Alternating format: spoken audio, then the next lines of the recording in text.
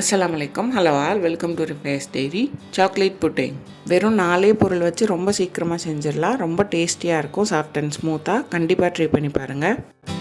இந்த புட்டிங் செய்கிறதுக்கு மொத்தம் 1.5 கப் பால் தேவைப்படும். அதில் 1/2 கப் பால் மட்டும் நான் தனியாக எடுத்திருக்கேன். இதை ஒரு மிக்சிங் பவுலில் சேர்த்துக்கணும். இது கூடயே 1/4 கப் கார்ன்ஃப்ளவர், அதாவது 4 டேபிள் ஸ்பூன் கார்ன்ஃப்ளவர் சேர்த்துருக்கேன். இது நல்லா ஒரு தடவை லம்ஸ் எல்லாம் மிக்ஸ் பண்ணி வச்சுக்கோங்க.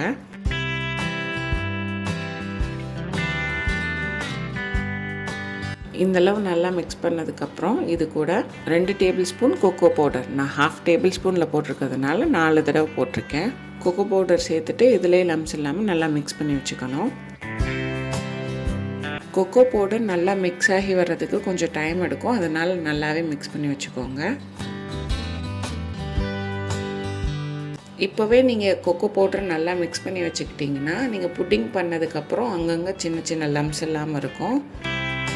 கொக்கோ பவுடர் இந்தளவு நல்லா மிக்ஸ் ஆனதுக்கப்புறம் இதை எடுத்து தனியாக வச்சுக்கலாம். ஒரு சாஸ்பேன் இல்லைன்னா ஒரு பாத்திரத்தில் 1 கப் பால் சேர்த்துக்கணும். சேர்த்துட்டு மீடியம் ஹீட்லேயே சூடு பண்ணுங்கள். பால் இந்த மாதிரி லைட்டாக ஒரு கொதி வரணும். இந்த மாதிரி கொதி வந்ததுக்கப்புறம் இது கூட 1/4 கப் சீனி சேர்த்துருக்கேன். 1/4 கப் சீனி கரெக்டான ஸ்வீட்னஸில் இருக்கும். உங்களுக்கு இன்னும் கொஞ்சம் ஸ்வீட்னஸ் வேணும்னா ஒரு 2 டேபிள் ஸ்பூன் எக்ஸ்ட்ரா சேர்த்துக்கோங்க. சீனி நல்லா கரையிற வரைக்கும் நல்லா மிக்ஸ் பண்ணி விட்டுக்கணும்.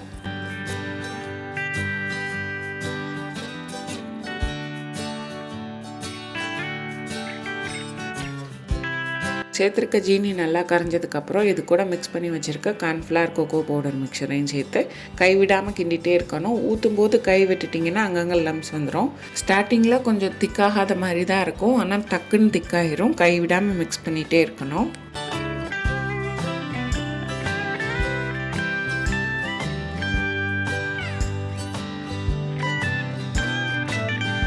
இது நல்லா ஒரு 5 மினிட்ஸ் கைவிடாமல் மிக்ஸ் பண்ணிகிட்டே குக் பண்ணிக்கணும்.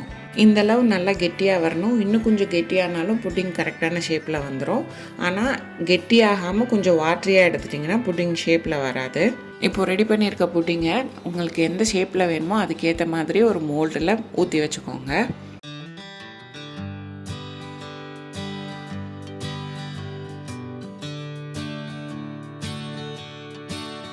இது இந்த மாதிரி ஒரு பவுலுக்கு மாற்றினதுக்கப்புறம் ரூம் டெம்பரேச்சர் வர வரைக்கும் வெயிட் பண்ணணும். ரூம் டெம்பரேச்சர் வந்ததுக்கப்புறம் இது 3 to 4 ஹார்ஸ் ரெஃப்ரிஜரேட் பண்ணிவிட்டு எடுத்து டிமோல்ட் பண்ணோன்னா நல்ல சாஃப்ட் அண்ட் டேஸ்டியான சாக்லேட் புட்டிங் ரெடி. இதுக்கு மேலே உங்களுக்கு வேணும்னா கொஞ்சமாக கொக்கோ பவுடர் டஸ்ட் பண்ணிக்கோங்க, இல்லை அப்படியே சாப்பிடணுன்னாலும் சாப்பிட்லாம்.